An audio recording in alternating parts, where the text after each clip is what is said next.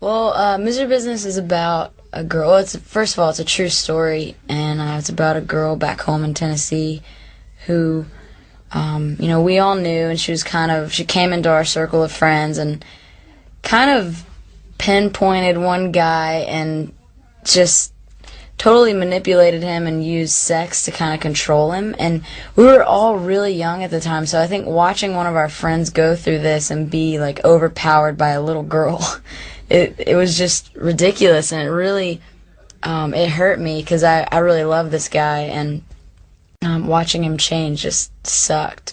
And I guess after holding it in for like 3 years, I finally got, filled up with enough bitterness and anger that I was like, I can't hold it in anymore. It's gonna tear me apart. So we wrote Misery Business, and it's been really therapeutic. And I hope that it's helping people who are going through similar situations.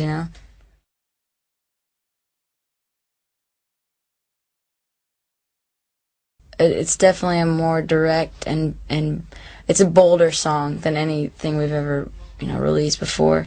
And we were certainly nervous about it. I mean, it's me pretty much just lashing out and just totally tearing apart this girl in front of everyone. It's a vengeful song, and I was a little bit ashamed about it at first. I was even ashamed to show the guys the lyrics because you don't want people to think you're like that. You kind of, I don't know. I had to just give up trying to seem like I had everything together, and we told our fans that prior to the album's release. We were like, look, this album might have some truths on it and some things that might disappoint you if you look up to us, because we're human and we go through all of it.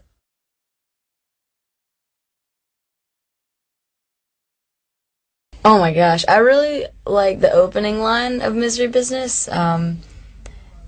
Wow, now I'm gonna go blank, but it says, I'm in the business of misery. Let's take it from the top. She's got a body like an hourglass, is ticking like a clock. I don't know where that came from and how. Like it was one of those things that happened really fast, but it feels poetic, and I like the imagery that it kind of provokes. I don't know. I think it's cool.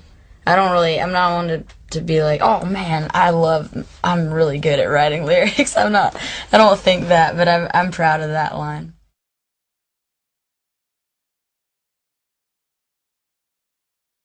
When I wrote the song, or the lyrics of the song, I was really angry, and most people like, right off the bat wouldn't.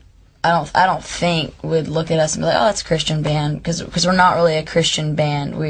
We're a bunch of kids that believe in Jesus in a band, and we just don't promote that a lot. So our hardcore fans kind of heard this song at first, and I think some of them were taken back by it because they did know that, they know about our faith, and I think I confused them because it's just known as part of like the Christian religion that you don't take God's name in vain. It's a commandment.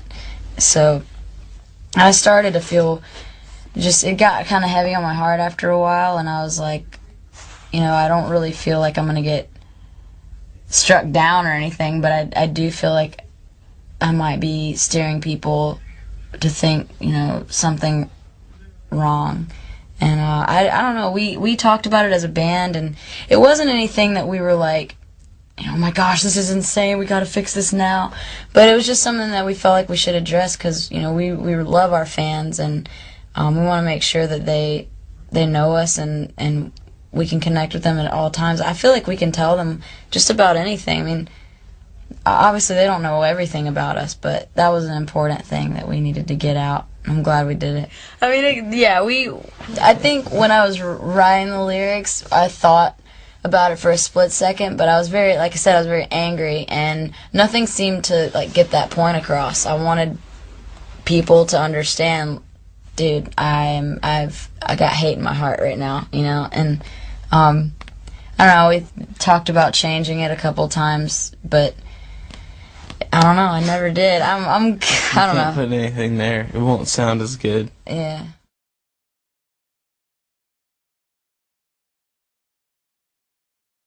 Well, that song was a funny one. No, I mean, Haley came to me and was like, I have these lyrics and I already have a melody and I think it's awesome and I just need to put music to it. And she already had like a drum beat for the chorus in her head too, so it's sort of weird. She had like the whole song mapped out. And she showed me. I was like, sweet. And then I tried to write some music to it, and well, I did write music to it, and then just it was a fun song. I mean, it was cool to see that, because we usually write songs like where I come up with the music first, and this was like the other way around. Yeah. So it's cool, and we never, like, it was funny because a lot of people, like our producer and our A&R from Atlantic was like, oh no, this song sucks, you know. Yeah. They were into it at first, but then as we recorded it, they were like, I don't even know, like, they were talking about B-sides and what songs shouldn't be on the album, and they were like, well, right now my B-sides are, you know, Stop This Song, a couple other ones, and Crush, Crush, Crush. I was like, alright, and now they wanted to be our second single. Yeah, We're like, told you guys. I told him all along, I was like, dude, this song is gonna rock. Like, it's gonna be sick. I can hear it. It's gonna be awesome. You just gotta trust me. And like once I figured out how to explain the things that I was hearing in my head to Josh, and we got on the same page, like something just clicked. And when we got in the studio, I think it just worked so well together, or we worked so well together on it. And then I don't know, people were really hard on that song, but we knew it was special, and I'm really happy that it's getting a chance. You know, we fought for it, so.